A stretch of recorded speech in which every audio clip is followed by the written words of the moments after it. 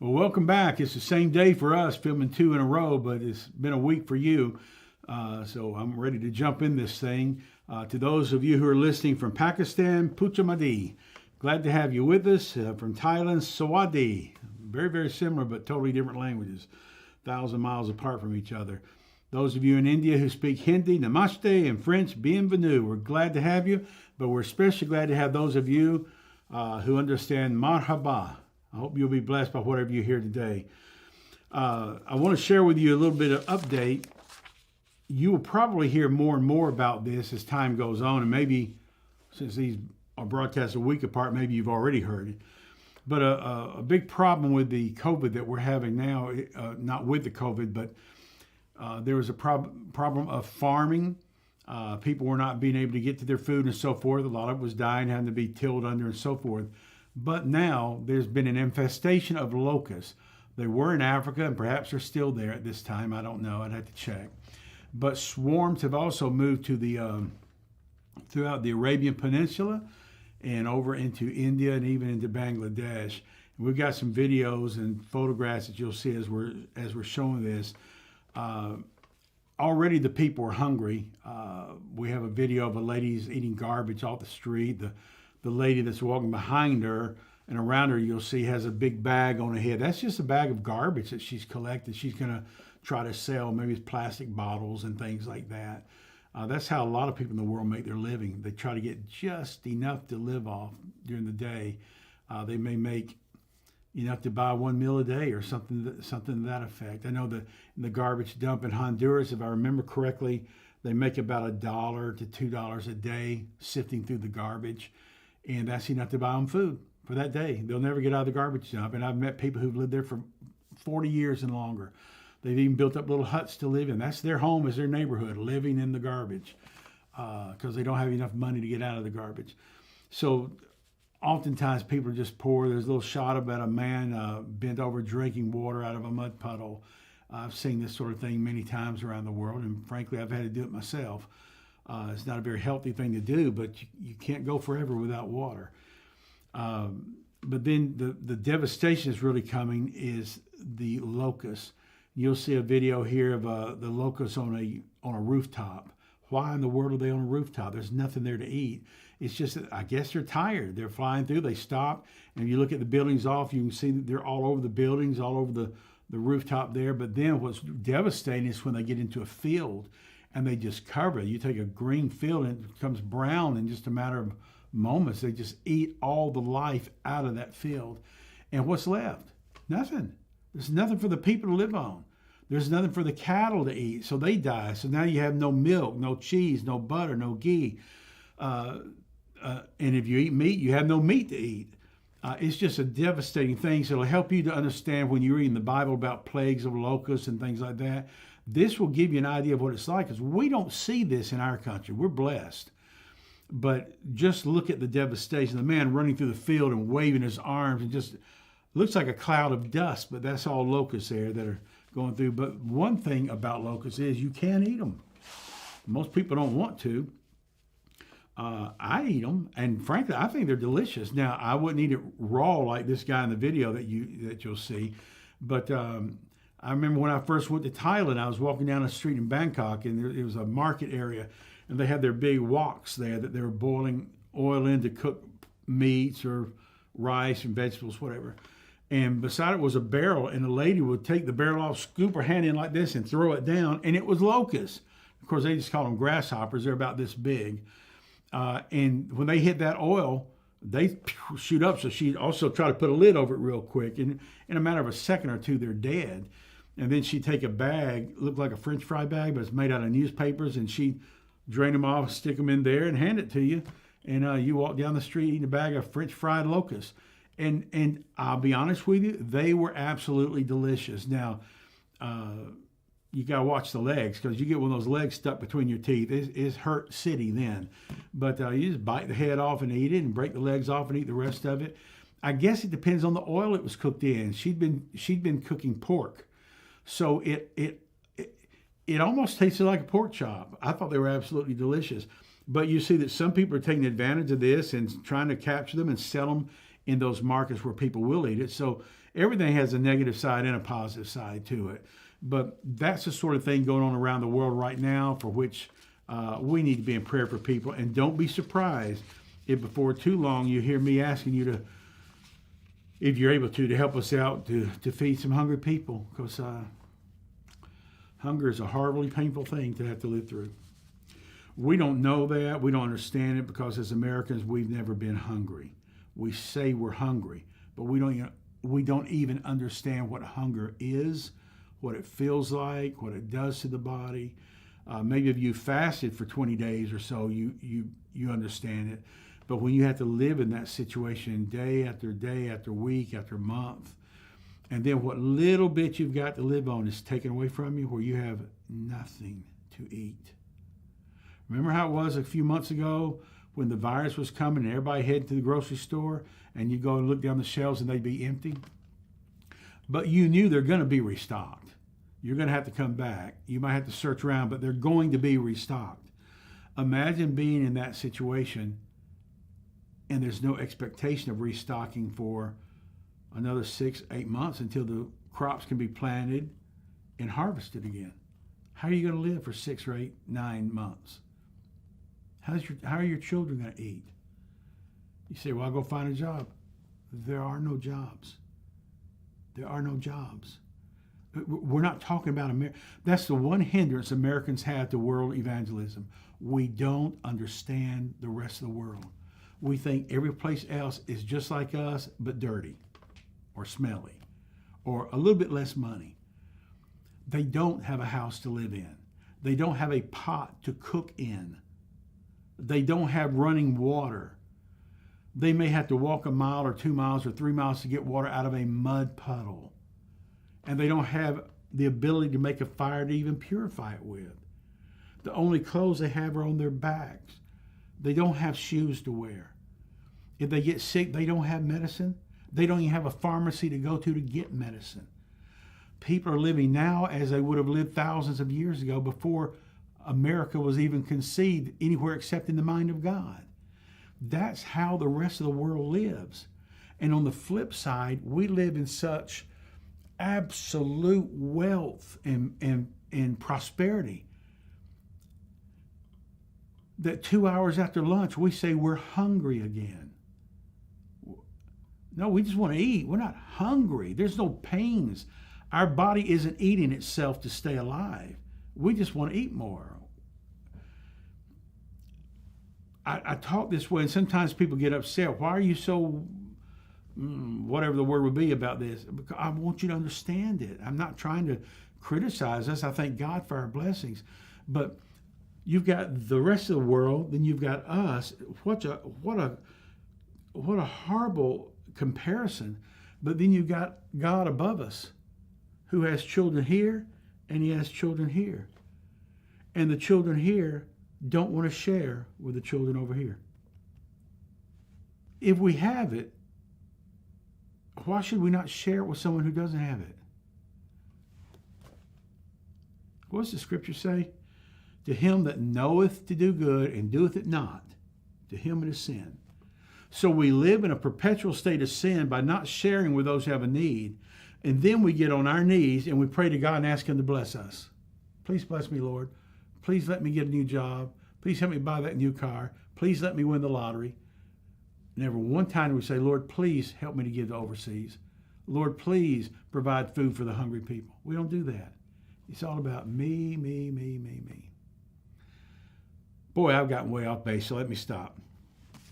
Enough on that. I want to talk to you today about the benefits of supporting a national preacher. I left off with that last week about our accountability and so forth, which I'll cover today. But way back in maybe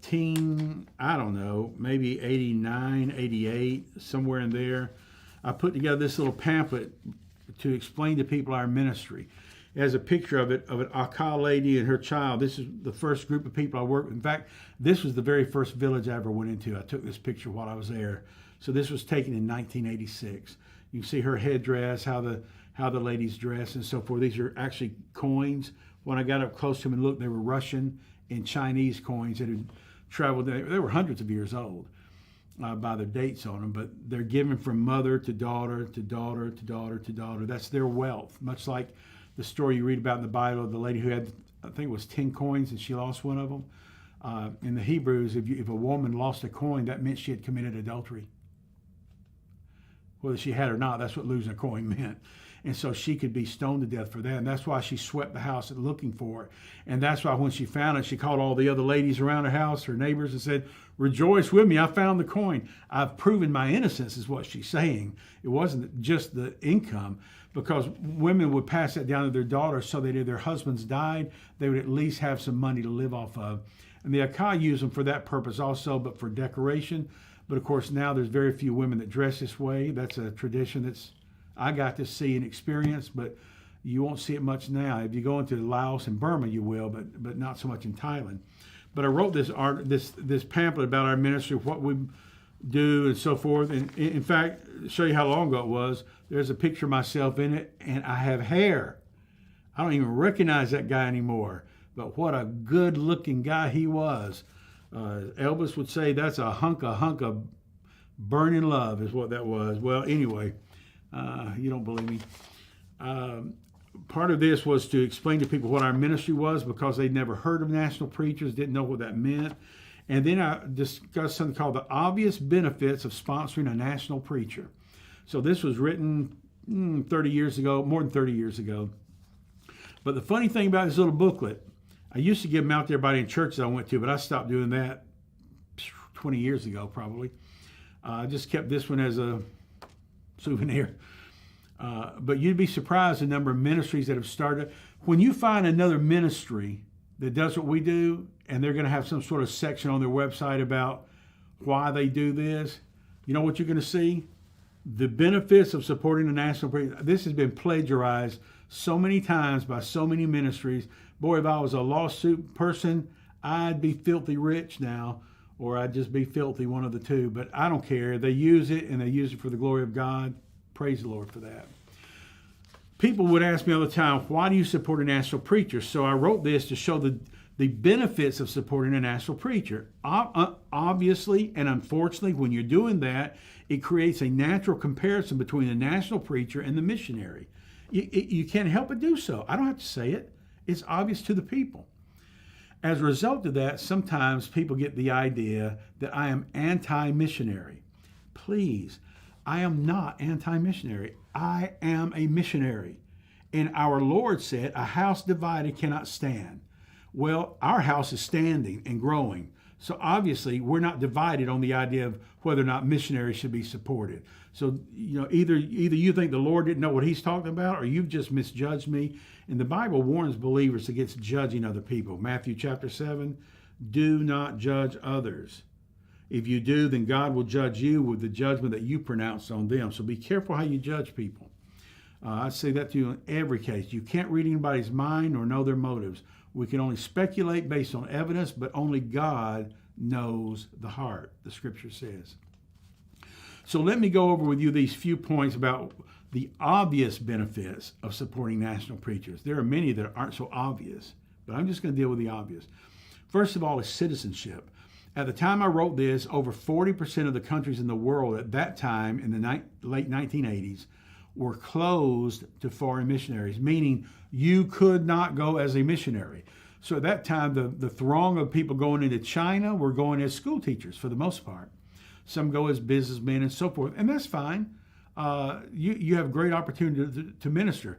Over the decades, though, they begin to see that, these Christian teachers have lied to us. They just came here to be missionaries, so they kicked them out. That happened in China.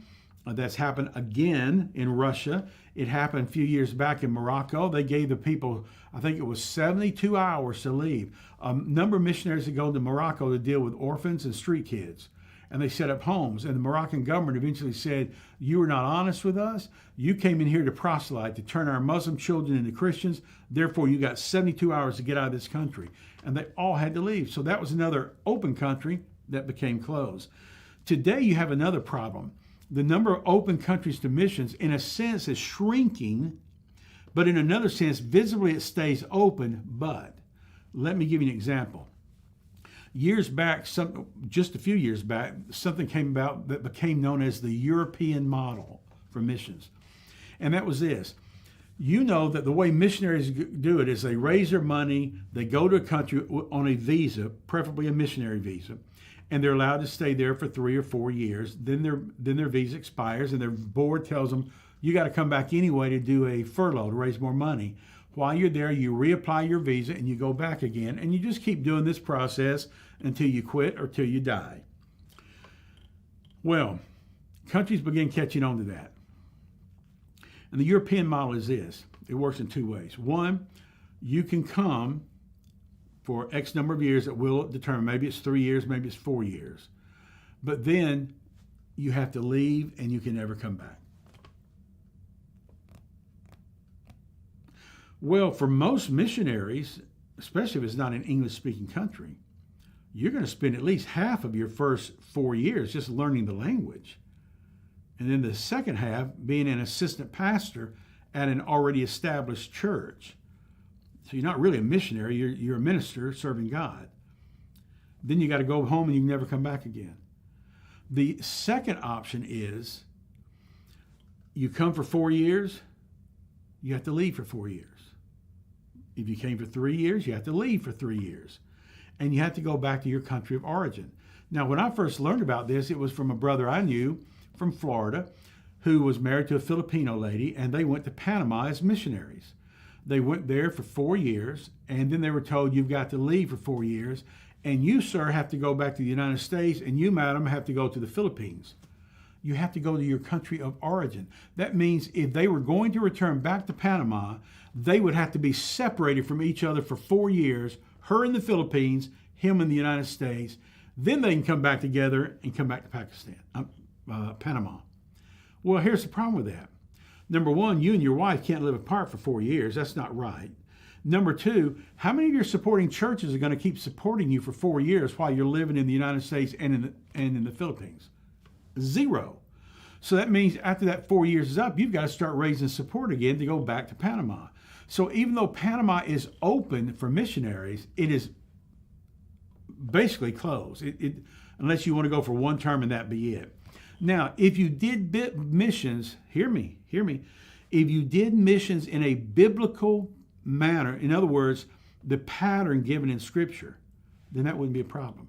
You stay there for 4 years, you hit as many towns and villages as you can in Panama for those 4 years, establishing churches everywhere you go, training the young men there, Timothy's to take over as pastors. Now you move on to another country. So what if you can never go back? You can go back on a tourist visa and spend 2 or 3 weeks every year and go visit different churches. That's not a problem. You just can't go live. But if you think that missions is some place you go and you stay there and you pastor a church, yeah, it destroys it. But if you use Paul's method of missions, of go as you are going into all the world, as Jesus said, preaching the gospel, it really doesn't matter. So the first advantage of supporting a national is this: they're citizens. It's their country. They don't have to get a visa. They get to stay there till the day they die, unless maybe they got expelled from the country, as they used to do in Vietnam back in the early 2000s. They saw that putting them in jail wouldn't stop them from preaching. So after spending multiple terms in prison, they just decided they'd start expelling them. So a number of the original preachers we supported from 92 on ended up living in the United States, in Canada, in France, and places like that. But they still have a ministry going on in Vietnam with those that they train for the ministry there. So that's the first obvious benefit. They are citizens. The second one is, obviously, they speak the language. They've been speaking it since they were toddlers. They know the words, they know the idioms, they know the paraphrases, they know the metaphors, they know it all. Excuse me, I speak Spanish pretty well. And I've been listening to a Spanish thing in the car as I drive, and it's amazing to me how there's some words in Spanish that I've never even heard before. Other words that aren't used in Central America, but evidently are common in Spain or in Mexico. And I know that there are words that they use commonly in South America that in Central America are considered to be vulgar.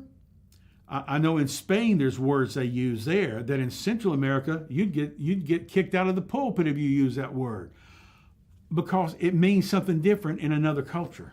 even though it also means the same thing in both cultures.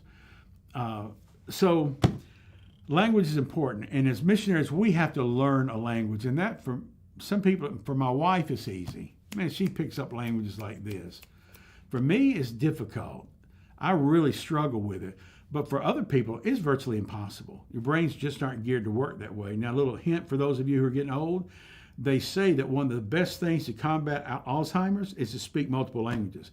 So try to learn a new language. Somehow it kicks that other side of your brain into gear and might help you out a little bit. That's what I've heard. Now, here's another problem with the languages. In most every country, there's multiple languages spoken. Even in our country, there is. My goodness, go to Miami and the street signs are in Spanish. The signs on the buildings are in Spanish. If you don't speak Spanish, you better leave Miami because you're living in another country down there.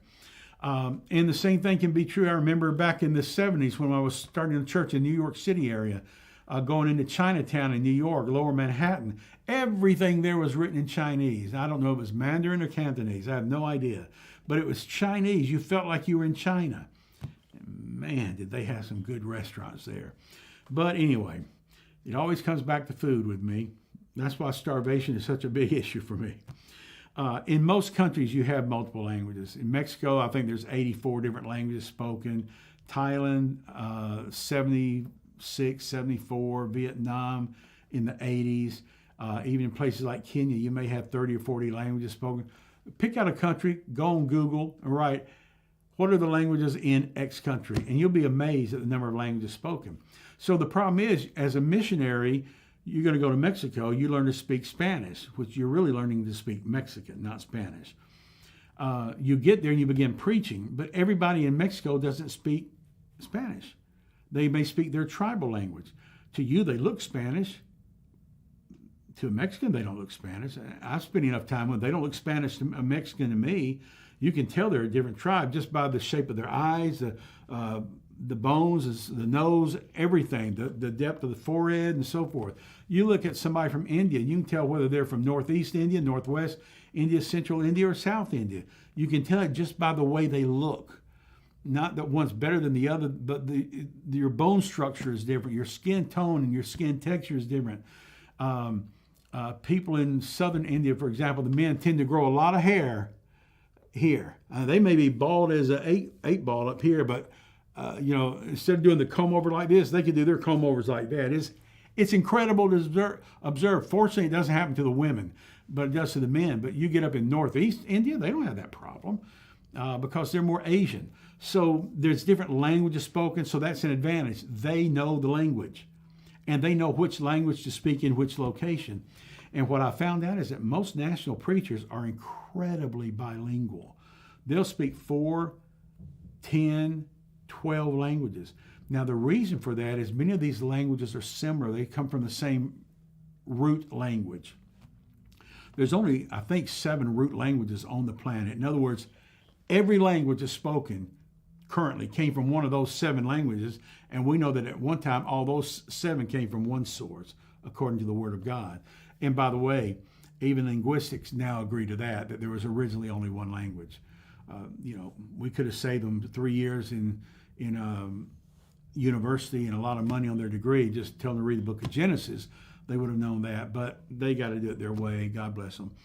So in India, for example, there's some 1,600 languages and dialects spoken. Well, I'd have a hard time learning one of them, frankly, but I sure couldn't learn 1,600. I don't think I could learn 2. So the advantage that the national preachers have is they know the language. Now, we work all over India, and it's amazing because when you try to meet or introduce some of these guys to each other, they only speak to each other in English because that's the only language they have in common. A person who speaks Tamil does not know how to speak maybe Telugu, and someone who speaks Telugu cannot speak Malayalam, and someone who speaks Malayalam cannot speak Kannada. They may, but they may not, or they may speak a little bit. It's just very difficult. And just a little tidbit for those of you who don't know, most of the languages in India have one root, except for Tamil. Tamil is the language spoken in the very southern tip, primarily, of India in the state of Tamil Nadu. Their language comes from a completely different language source. It has nothing in common with the rest of the languages. Not the words, not the pronunciations, not the script, nothing in common. It did not come from Sanskrit. It is not comprised from Hindi. It came from somewhere else. They don't even know where. But it's a totally different language. They believe their language was the original language because the word Tamil means red brick. And the Tower of Babel was built with red bricks. Not fired bricks, but sun-dried bricks from the soil that was red, much like Georgia soil. So they believe that because their name, Tamil, means red brick, that they were the original language. Now, maybe they were, maybe they weren't. I can assure you English was not the original language because what we speak in English today, if we went back in time 300 years, nobody would understand what we were saying. That's how much English has changed. So language is an obvious benefit to the national preacher. The next one is the culture. Now, I talk a lot about how missionaries, unfortunately, once they come home on furlough, about 55% of them never go back to the mission field. Well, someone did a survey on them once and questioned, what are your reasons for not going back? It could be health. It could be they figured they were not really called. It could be a host of things.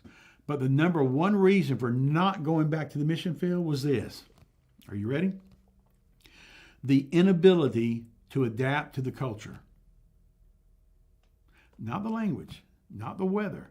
The inability to adapt to the culture. In other words, we just couldn't fit in there. Their culture is so different from ours. If you're in Asia, you got to take your shoes off before you go in. You eat with chopstick instead of a fork. Their spoons are incredible. They're not like our spoons, but you go to a Chinese restaurant, you'll see. Their clothes are worn in a different way, in a different style. Same thing is true in Africa. They eat foods that we wouldn't enjoy very much. Same thing, you go to India. Oh my goodness, you eat something there that doesn't even have spice in it, and it's still going to burn your tongue out of your mouth.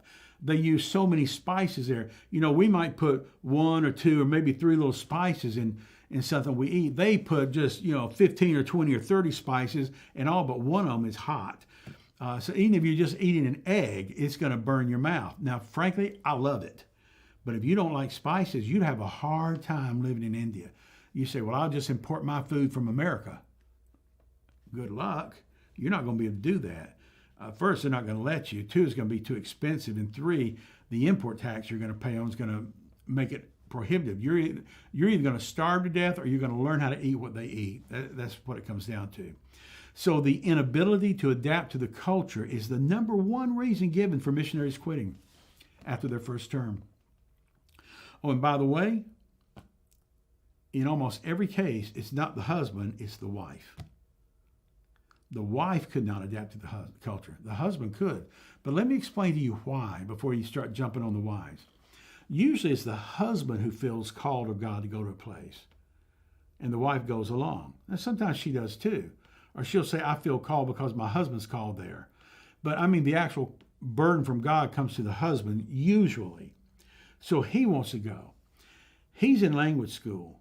He's learning how to speak the language. He's making friends. He can go to a restaurant and order off the menu. He can read the road signs. He can talk to the next door neighbor. The wife is at home with the kids. She doesn't talk to anybody except other missionary wives who happen to live there. She spends all her life for those 4 years just talking to the kids, doing their homeschool. She'll have a girl that'll go out and who works at the house as a maid, and she'll go out and buy the groceries for her. She'll teach her a few common words like bread, milk, butter, things like that. And over time, the girl learns what she's supposed to order. She's not allowed to make friends because she's stuck at home all the time. The only intercourse she has with anybody is when her husband comes home, she can talk with him. That's it. There's no more conversations going on with anyone. So when she gets back to America and they're driving around their car, going from church to church, meeting ladies who want to talk to her, take her shopping, go out to eat with her, spending time with her family, boy, it's like a dry sponge. It just soaks all that communication in again. And at the end of it, when it's time to go back to that country, she doesn't want to go. And it's understandable. She wants to stay. You know, the great missionary William Carey, his wife didn't want to go. He was prepared to leave to go to India without her because she refused to go. And at the last moment, somebody was able to convince her sister to go along. So she agreed to go because her sister was going. She never liked India. She never fit into India. She was a thorn in his flesh the entire time she was there. She accused him of all sorts of things, including immorality. She went crazy and actually was put in an insane asylum in India. And yet he became the great missionary in spite of all that family difficulties he had to deal with. Of course, one of his wives, I believe he was, if I'm not mistaken, he lost a wife. I know he lost some children. So I could be confusing him with somebody else on that. So I didn't research that before speaking about it. So culture is an important thing. I know some of you who are rednecks like me, you like your grits. My wife came home the other day and she showed me a box of cornmeal she had bought. And she said, I met a Yankee in the grocery store today. I said, how do you know she was a Yankee? She said, she picked up this box of cornmeal and said, excuse me, but I'm not from around here. What is this? And Nolene said, it's cornmeal. And she said, well, what do you do with it? She said, you make cornbread with it. And she said, oh, I've never had that. I'm not from around here. I'm from up north. Now, we have Fort Gordon here. There's a lot of soldiers moving in and out all the time. So she just thought that was incredible. She said, do Yankees not know what cornbread is? And I can assure you, I think the majority would. But this was evidently someone who'd been really sheltered. But our culture here is so different from hers. Thank God she didn't come upon grits. That probably would have scared her half to death. How do you explain to somebody from the north what a grit is? By the way, there's no such thing as a grit. It's grits. You can't even see a grit that's singular. You'd have to have a magnifying glass. But I had a brother work with us once from Michigan. He asked me that. He said, what is a grit? You'll have to ask John Wayne that. He can tell you all about grit. So culture is an obvious reason. Then you have furlough. What is furlough? As a missionary, you go serve for 4 years. Your board says, come home, report to the churches that support you. You got to spend a year here. You're to rest and recuperate and get energized to go back. And you don't rest and you don't recuperate. You spend the year driving around the country, speaking in churches, sleeping in people's homes, sleeping in the backseat of your car on the side of the road, sleeping in cheap hotels. There's no rest to it, but it's a way to report to your people what's going on and to maybe get in some new churches and pick up some new support to help you out, because every missionary loses support while they're overseas. National preachers don't have furlough. They're citizens, they speak the language, they're at home with the culture, and they don't have to go on furlough. For them to go soul winning, they go next door. For them to go to a church plant, they walk 5 miles to the next village. There's no need for furlough to go home and raise more money. They don't have any money anyway. And how are they going to come to America to raise that money? You think about what it would cost to buy a plane ticket to come here.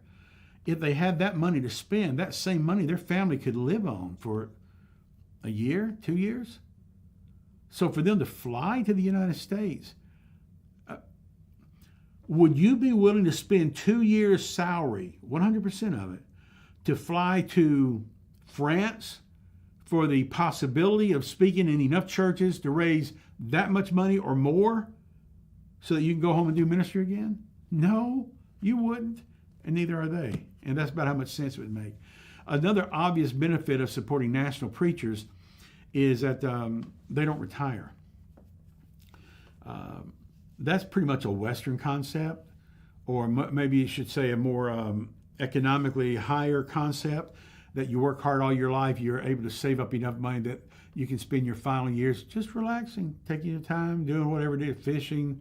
Now, most guys I know say they worked harder in retirement than they did when they worked, and they didn't get paid for it. But nationals don't have retirement. I've rarely ever met a national that retires, and when you talk to them about it, they don't know what you're talking about. Why? Because they believe that the gifts and the callings of the Lord are without repentance. If God called me to be a preacher, then I'm going to be a preacher. Somebody called me just the other day. I don't remember who it was, but I think somebody I haven't heard from in like 20 or 30 years. And they asked me, are you going to be retiring soon? And I said, no, I will never retire. And they said the same thing. I'm not critical of a guy in ministry who retires. I'm just saying I couldn't do that. God called me to do what I'm doing, and he did not give me a time period on it. So unless he revokes his call, which he says he doesn't do, but unless he chooses to make a sovereign exception and say, okay, I don't want you doing that anymore, I'm going to keep doing it till either the day I die or the day I'm not able to do it anymore. So, well, don't you want to retire? No. Why would I want to retire? Why would I want to live a life not doing what I was created to do? That's like asking a bird, wouldn't you like, aren't your wings tired? Wouldn't you like to stop flying? No. Maybe you don't understand it because you weren't called in this ministry. You just happen to get a job working for whoever you work for. I don't blame you. I'd want to retire too, and the sooner the better. But I got a great boss with great benefits. I can take time off if I need to. He takes care of me. The health benefits are fine. He takes care of my travel needs. He's with me everywhere I go. He trains me on the job training continually. I don't have to worry about him getting mad and yelling at me or firing me or replacing me with a younger guy. I got a great boss. Why would I want to have a different one? Or why would I want to live without one? And the same is true with national preachers. Another thing I didn't even have written down here was deputation. You know, most missionaries spend 2.5 to 4 years just raising support. And here's a tragic, tragic thing for missionaries now. When I wrote this, I used a figure of $3,000 a month was the average support of a national preacher. And I wrote 3,000 because at that time it was really a little less than that, but I knew I'd be using this for a few years, so I wanted it to be up to date. I don't know a missionary on the planet that makes $3,000 a month. Now, I'm sure there are plenty. I don't know them. $3,000 a month is no longer the recommended support for a missionary. If anything, it's $5,000, $6,000, $7,000 a month. So in the 30 years since I wrote this, the minimal monthly necessity has doubled. Well, if it took some guys 4 years back then to raise $3,000 a month, how long is it going to take a missionary now to raise $6,000 or $7,000? And I've met missionaries who've raised $12,000 a month support.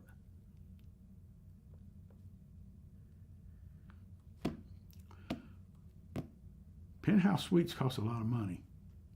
I'm just saying, $12,000 a month support. And that's not just now. I mean, that's like 10 years ago. So the time involved in raising this support is time that a national preacher is already on the fields preaching, whether it's Honduras, Zimbabwe, Chad, India, Thailand. If you get a guy in America today who's called to be a missionary, all the time he's raising support and all like that, you got guys over there that are already serving. They're already working. Why not support them? I'm not saying don't support this American guy. I didn't say that. Don't misunderstand it. I'm saying if you're going to support a guy who hasn't even done it yet and who may not ever do it, because odds are about a 70% chance he won't even last beyond 2 years, a 43% chance he'll never even finish deputation. But if you're willing to bet on that guy, why not at the same time bet on a sure guy? Why bet on a three-legged horse when you got a thoroughbred out there running with experience? That's all I'm saying. And by the way, when what it takes to support this one guy, you can support 100 of these guys. A little thing comes into play called stewardship. Now, are you going to be a steward of the monies God has placed in your care? Or are you just going to flippantly throw them out? Well, he's a handsome young man. He has his precious wife and his children are so cute. Or, oh, he seemed to have such a burden to go to that country.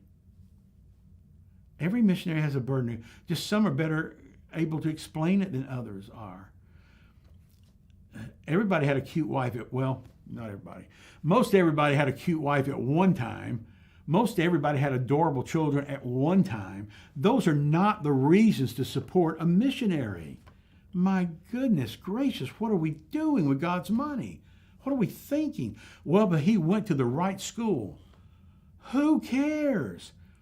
I went to the right school too for some people. It's the wrong school for others, but that's their problem. Where you went to school means nothing, not even who trained you. It's what have you done yourself? Yeah, but hey, they're young. They haven't had a chance to do anything. Then why are you going to support them if they haven't had a chance to prove themselves yet? Do you go out and buy a car without driving it first? No. Well, I hope you don't. We did that once. My dad wanted my brother and I to have a car to go out to Bible college with, and he didn't like the one we checked, so he kind of forced us to buy another car, a Volkswagen station wagon. This is back in 1974. He thought it'd be a great car for us, and so we bought it, turned it on, and began to drive it off the parking lot, and it broke down before we got off the parking lot. You don't buy a car without proving it first. Well, why are we supporting missionaries who haven't been proven? You say, well, then how can they ever prove themselves? Let them do it the biblical way. Let them go travel with a missionary for a while. Let them support themselves. Let their family support them. Let their home church support them. If your home church doesn't believe in your call and your abilities enough to support you, then why should a church that doesn't even know you support you? If your own family's not willing to sacrifice for you. You know, the Mormons have perhaps more missionaries than anybody now. I don't know. I haven't looked at numbers. Do you know their missionaries don't raise support? They go for 2-3 years, live in a foreign country. They learn the language before they ever get there. They've learned the culture and the customs before they ever get there. And then when they get there, they live with another missionary in a rented room. They cook their own food, and they don't get any support from any of their home wards or whatever they call their churches. All their support comes from their family. Period. That's it. The clothes they wear, the food they eat, the shoes they wear, it all comes from their family so that they can go out and not spread the good news. If they can do it, why can't we do it with the gospel of Jesus Christ? So let these young people prove themselves first, and then we'll support them. And then finally is the economics, which I've already touched on a little bit, and that is simply this. For what it takes to support one American preacher, you can support 50 national preachers in just about any country of the world. Just about. And of course, that depends on where they live. If they're in a city, they need more money. But most national preachers aren't in cities. They're out in rural villages and hamlets and things like that. So those are the obvious benefits for supporting national preachers. Now, last week on the radio broadcast, I ended it by the last question that the brother asked, which was the big issue, he calls it, when it comes to the support of national workers is accountability. How does Final Frontiers maintain accountability? Well, I've already told you how we get it. It's by checking them out thoroughly. They have to have referrals. If the guy who recommends them to us is not careful, if the guy he recommends does not meet our qualifications, he loses the right to ever recommend another preacher. We call it our one strike, you're out policy. We don't drop his support. We don't drop the support of others he already recommended. But once he says, John, here's a great guy, support him, he qualifies. Then we begin the investigation process and we find out he doesn't. Then I have to go back to this brother and say, I'm sorry, we cannot take any more applications from you. And we've done that many a time. And that way it protects us. But how do we hold them accountability? One, every preacher is tied into a local accountability group. We don't support Lone Rangers. There's somebody else there who knows how he lives, can tell us if his doctrine's gone wrong, if he's slipped morally, if he's telling lies, if he's got a bad reputation in the community, anything. It's not a tell on the other person. It's this. If something's going on and you don't tell us, you're going to lose your support too. It's not an issue of you telling on someone. It's an issue of you going to a brother in Christ. If it doesn't work out, then you come back with us as witnesses. We're going to deal with him. If it doesn't work out, he's dropped. He's lost his support. And he's not likely to ever get it back. We're rigid when it comes to that, not because we want to be hard, but because we have to protect our reputation as a ministry you can trust. That if you give us money for preachers, it's going to go into the hands of deserving, qualified preachers. They have to also give us a quarterly report, which we forward on to the sponsor. It answers key questions like in the previous 3 months, how many people have you led to Christ? How many people have you baptized? Have you evangelized any new villages? If so, how many? Have you started any new churches, house churches? If so, how many? And then the next question is, if the answer to any of those questions was 0, explain why. In other words, if you haven't led anybody to Christ, I'd like to know why. That's what we're paying you for. We're paying you because you've proven yourselves over many years of being a soul winner who baptizes his converts, who establishes churches and trains other men for the ministry. If you're not doing that for the last 3 months, why were you not doing it? And if they can give us a good reason, fine. I was sick. I broke my leg. I had COVID. I had malaria. I died. If they give us a good reason, it's fine. If not, then we'll give them a probation period where we might cut back on their support, saving it for them until they've proven themselves again. Look, we're very serious about this. This is God's business we're doing, and we're not going to run God's business in a shabby way that we wouldn't run our own business. And I hope you can understand that and understand our motive for it. So that's how we maintain accountability. We also go and visit them, or we have other national preachers go visit them, or other American pastors go to visit them. That's why I'm always advertising the visionary trips. God willing, if things open up this summer, I will not only be in Honduras, I will be in, not in the summer, but later this year in Pakistan. Oh, heavens, I can't even begin to name I'll be in a dozen countries or more before 12 months has ended, visiting them. And that's just where I'm going to go. That doesn't count our other reps, our other workers. So we try to constantly stay on top of this and serve God as we go. So I want to end now because I'm trying to get these things condensed to be shorter. I think I've talked kind of fast, so I hope you were able to understand me. And I hope it's been a blessing. Now, for the last 2 weeks, my talkings with you about missions has had to do with answering questions that have come to me. So if you have a question, please email me. We'll put my email address up on the screen. It's jnelms@finalfrontiers.org, and we'll put up there long enough for you to have time to write it down or just rewind and look at this again and write it. If you have my phone number, you can call me and leave a message, but please keep something in mind. In some countries I go to, I'll have a local phone number because I go there a lot, and it's cheaper than having international calls. And particularly in Honduras, because I'm there so frequently. So if you call my regular phone number, I'm not going to get that message. My chip's not even in the phone, so it might be waiting for me when I get back, or it may not. So if you ever need to reach me for any urgent reason, feel free to email me. I almost always can get my email, or contact our office here, and Daniel or Michael can usually get in touch with me, depending on what country I'm in. But certainly within a week's time, they'd be able to reach me.